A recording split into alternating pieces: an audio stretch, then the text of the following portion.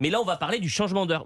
Ça vous a marqué, par exemple, vous êtes un pro changement d'heure ou un anti-changement d'heure? Je suis partagé parce que ça permet quand même des soirées plus sympas avec le soleil qui luminosité va le plus soir. tard. Et, Mais oui. Mais des soirées plus sympas, oui, mais en même temps, on est crevé là. Moi, je suis fatigué. Je suis fatigué parce que c'est une heure de c'est parce que moins. vous travaillez beaucoup, cher ami. Armel Rancillac est avec nous. Il est chercheur à l'INSERM, au Collège de France, spécialiste du sommeil. Ah. Bonjour, merci d'être avec nous, cher Armel.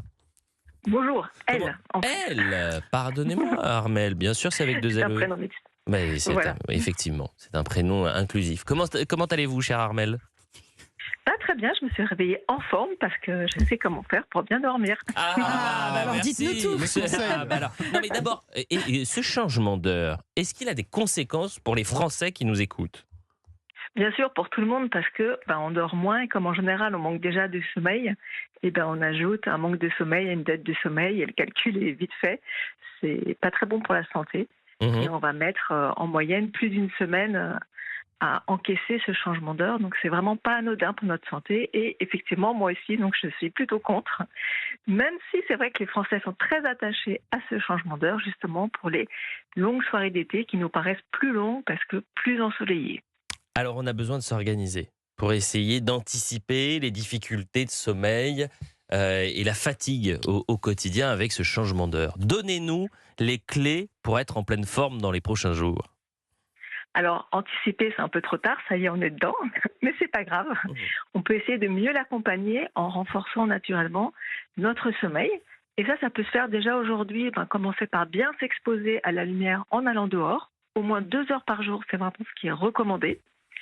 Ensuite, il faut bien adapter l'horaire de ses repas, qui va également donner un rythme à notre organisme. Donc, comme il va falloir aller se coucher plus tôt ce soir, essayer de manger aussi un petit peu plus tôt pour que tout cela donne un rythme à notre horloge interne.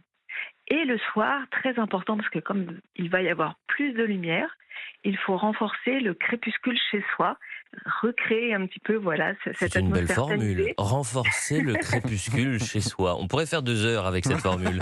Comment renforcer le crépuscule chez soi? C'est pas facile à dire. Diminuer l'intensité lumineuse et sonore. Donc ça, c'est assez facile. Même si vous discutez, essayez de parler un petit peu moins fort. On le fait naturellement avec les enfants. On va commencer à chuchoter. On le fait moins entre adultes et ça, c'est dommage. Ou également en jouant sur l'éclairage, même sur les ampoules, en essayant d'avoir plutôt des lumières blancs chaudes que des lumières blancs froides. Parce que plus il y a de bleu dans notre entourage, plus on va retarder la synthèse de mélatonine qui nous aide à mieux dormir et à définir des bonnes fenêtres de sommeil. Chère Armel Rancillac, qui est chercheuse à l'INSERM, au Collège de France, spécialiste du sommeil. Intéressant parce que effectivement, les Français ont de plus en plus de difficultés pour s'endormir. Est-ce que c'est intimement lié au petit téléphone que nous avons trop souvent dans la main?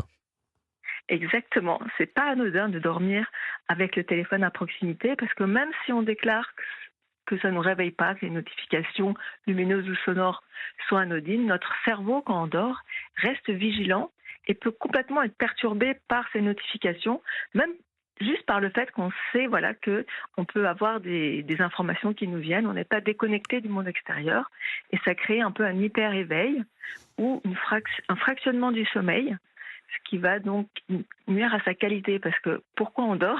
C'est pas juste pour perdre du temps, c'est pour assurer plein de fonctions dans notre organisme et pour ça on a besoin de dormir suffisamment longtemps et avoir un sommeil de bonne qualité qui soit pas fragmenté. Dernière question justement, en moyenne, il faut dormir combien d'heures par jour?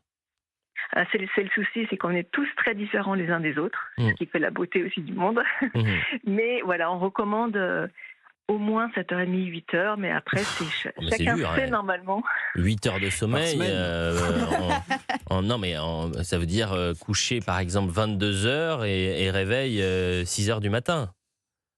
Oui, mais après, si le lendemain vous êtes en pleine forme et vous avez du coup des capacités de concentration, de mémorisation qui sont augmentées, vous tombez moins souvent malade, vous résistez mieux aux canicules parce que si on dort moins, on a plus de mal à réguler sa température interne, vous nettoyez mieux votre cerveau, vous allez moins faire de diabète, moins faire de cancer, moins de maladies neurodégénératives.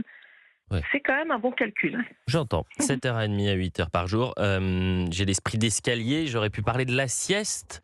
Est-ce que vous êtes la porte-parole d'une petite sieste au quotidien.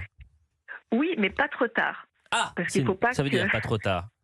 C'est quand la... Pas la- après 16 heures. Pas après ça. Oui, oui, bah, écoutez, il y en a un dans le Voilà. studio, il est Typiquement, 11h12. 11h15. Non, mais on Sébastien peut se donner 5 Ligné est minutes, déjà quoi. en train de dormir. Donc, Non, lui, sa sieste, c'est entre 11h et 13h, c'est en ce moment. voilà, regardez, il est à 2 doigts de ronfler. Et une sieste, elle doit durer combien de temps?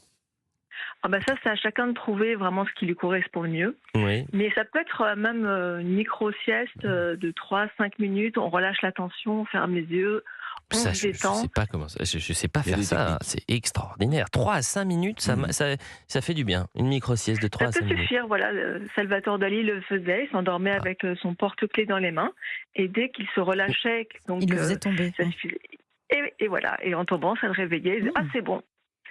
J'ai ma petite rebond de vigilance. Je pourrais être plus créatif maintenant parce que ça permet aussi ça de se reposer, Mhm. d'être plus créatif. Et c'est vraiment un gain de temps sur la journée, d'être plus productif et plus heureux, en pleine possession de ses capacités.